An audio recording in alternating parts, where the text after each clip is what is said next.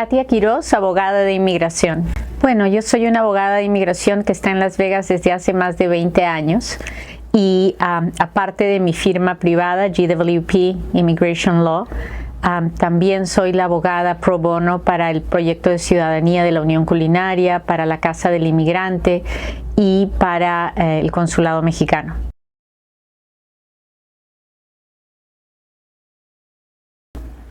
Cuando una persona es detenida por la policía local no está pensando si la persona tiene o no tiene papeles. La policía solo quiere detener en ese momento cualquier crimen, ¿no? Entonces la policía llega, encuentra a una persona que sospecha ha cometido un delito y la detiene y la lleva al centro de detención local. En ese centro de detención local, cuando la persona es procesada, se le pregunta fecha de nacimiento y dónde nació. Si la persona, en ese momento es cuando se descubre si la persona es ciudadana de los Estados Unidos o no. Si la persona es extranjera, entonces es referida a el oficial de inmigración que está en ese lugar en ese momento, ¿no? Y ahí es cuando el oficial de inmigración de ICE tiene la oportunidad de hacer un detainer. Un detainer es notificarle a ese oficial de policía que lo detuvo que ellos, los de inmigración, también tienen interés en esa persona. Eso es lo primero que sucede. La mejor forma de evitar caer en las manos de ICE a través de la policía es no meternos en ningún problema para no terminar siendo arrestados. Una vez que hay este detainer, eso le dice a la policía que por 72 horas no pueden liberar a esa persona. Aunque venga la familia y pague la fianza de la corte criminal, la persona no va a salir. Y si en esas 72 horas los oficiales de ICE vienen y recogen a esa persona por el solo hecho de ser indocumentada, porque solamente por el hecho de ser indocumentada puede ser deportable, entonces los oficiales de ICE pueden detener a esa persona y sacarla del centro de detención local para llevarlo a un centro de detención de inmigración.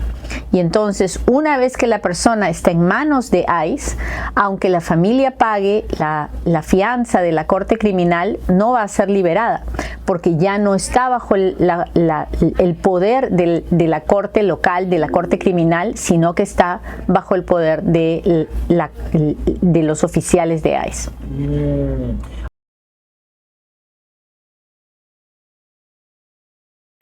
Bueno, deberían ser 72 horas.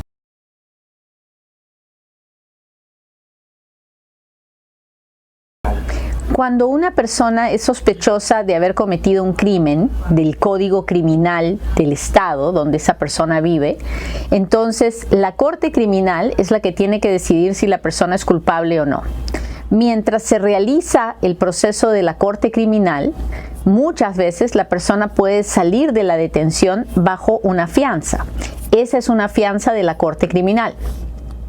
Cuando una persona es detenida por ICE, si la persona puede ser puesta en proceso de deportación para ir a una corte de inmigración, es posible que el oficial de ICE le dé a esa persona una fianza para salir de la detención de inmigración para luego ir a ver al juez.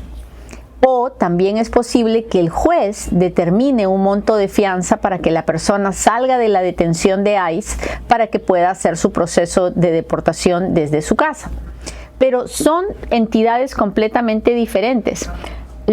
Si es por la corte criminal, yo le voy a pagar la fianza a la corte del estado.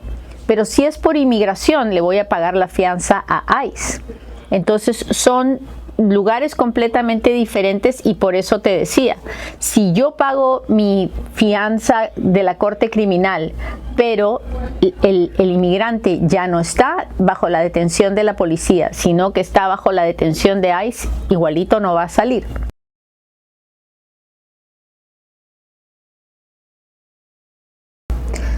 Bueno, generalmente lo primero que hay que hacer es esperar a que se procese a la persona detenida por ICE. Muchas veces ICE hace una detención y la familia se desespera y quiere que el abogado vaya corriendo, pero primero el abogado tiene que poder localizar a esta persona. Y para que la persona sea localizable, la ICE la tiene que haber procesado. Procesado quiere decir, le tiene que haber tomado las huellas, tiene que haber puesto el nombre, la fecha de nacimiento, el país de nacimiento, los cargos que le van a poner a esa persona, y eso tiene que estar en el sistema de datos de la computadora de ICE. Hasta que eso no sucede, el abogado no puede hacer nada. Una vez que la persona ya ha sido procesada, entonces recién el abogado tiene que acercarse y preguntar cuáles son los cargos. El cargo básico es: esta persona está indocumentada, ¿no? Bueno, pero pueden haber otros cargos. Esta persona tiene récord criminal, esta persona ya tuvo una orden de deportación, o esta persona cometió algún delito o algún fraude. Todo eso es importante para que el abogado pueda evaluar si la persona va a poder salir de la detención de ICE o no. Porque, por ejemplo, si la persona no tiene ninguna deportación anterior, no tiene ningún delito, no ha cometido ningún fraude ni nada, entonces el abogado puede ir directamente con el oficial de ICE y preguntarle: oye, ¿me puedes dar un monto de fianza? Si ICE quiere, en su discreción, le puede dar un monto de fianza, y el abogado en ese momento solo tiene que notificarle a la familia: este es el monto de fianza, páguenlo para que salga. Pero si la persona tiene cualquier otra cosa, puede ser que el oficial de ICE le diga: no tiene derecho a fianza, o que el abogado mismo diga: oh, en base a esto, esta persona no tiene derecho a una fianza. Entonces, el momento más adecuado es una vez que la persona ha sido procesada.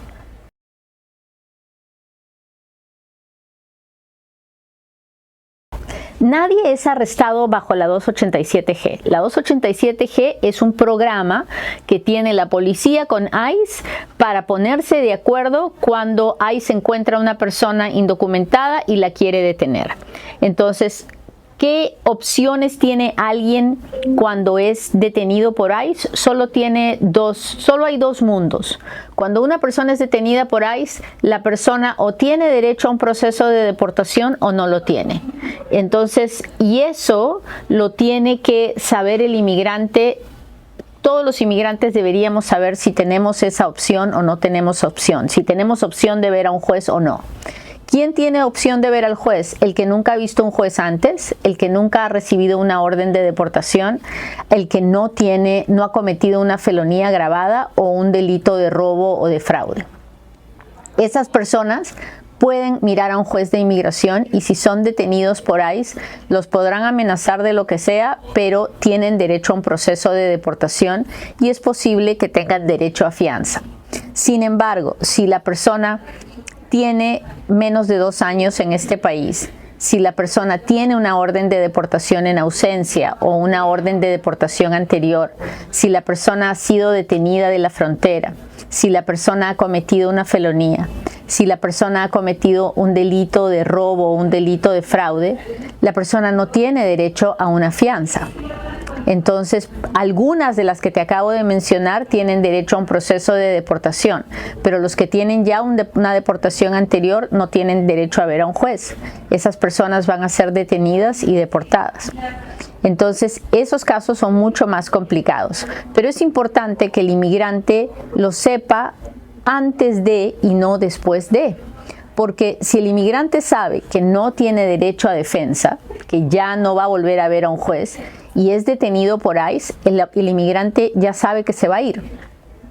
Entonces su familia ya no tiene que andar buscando abogados, pagando abogados, gastando dinero que ese inmigrante va a necesitar en su país de origen. El inmigrante, si es que sabe cuál es su situación antes de tiempo, puede tomar las medidas adecuadas, como hacer las cartas poderes para sus hijos, como dejar arreglado qué va a pasar con sus cuentas de banco, con su casa, con sus cosas. Entonces es importante que las personas hablen con un abogado y sepan cuál es su realidad.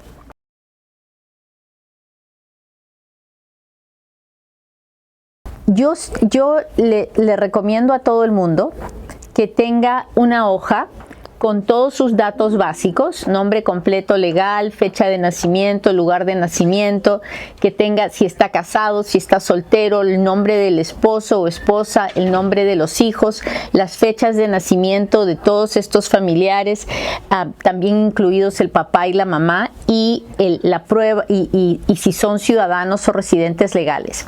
Debajo de esta hoja tenemos que tener todas las actas de nacimiento y las pruebas de residencia o ciudadanía de todos los miembros de la familia. Debajo de esto tenemos que tener los récords médicos de cualquier enfermedad que pueda tener el inmigrante o los familiares directos del inmigrante. Debajo de esos documentos tenemos que tener los documentos de la corte o de la inmigración si el inmigrante ha tenido un historial de inmigración o de cortes criminales. Esos documentos siempre tienen que estar juntos en un sobre para que en caso de que el inmigrante sea detenido por ICE, la familia pueda correr con esos documentos a ver a un abogado.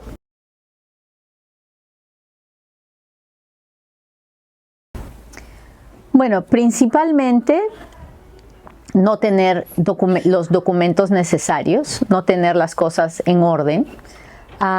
Segundo, pues tener algo común es que la gente no sabe qué fue lo que realmente pasó. Saben que hicieron procesos, pero no saben cuál fue el resultado. La ignorancia es uno de los mayores obstáculos que tenemos a la hora de ayudar a un inmigrante.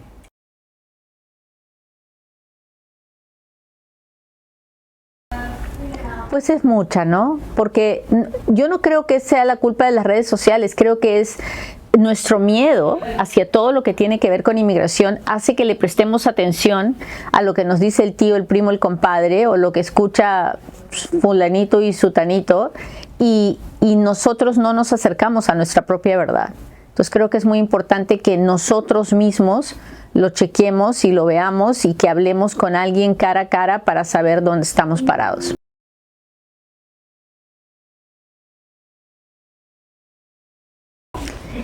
Las cartas poderes son recomendables cada vez que tenemos hijos menores de edad y que nosotros pensamos que si nos pasara algo, el hijo o hija se va a quedar dentro de los Estados Unidos al cuidado de alguien más. La carta poder también se utiliza cuando yo tengo alguna propiedad o algún bien y si soy deportado, alguien más va a tener que venderlo o rentarlo.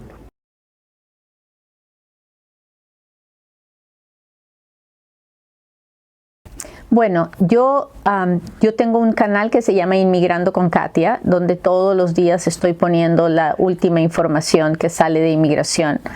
Y también recomiendo a las noticias Telemundo, que son noticias en español y que están alineadas con la forma en que yo pienso y me gusta dar las noticias.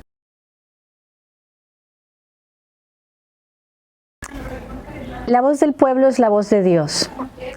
Y en este momento, nuestra voz y la voz de nuestros hijos que son ciudadanos y la voz de nuestros nietos que son ciudadanos y la voz de nuestros amigos y de nuestros familiares tiene que ser una voz de apoyo a la gente honesta, decente y trabajadora que es inmigrante. Entonces, si bien es cierto, el miedo es grande, no podemos dejar de luchar.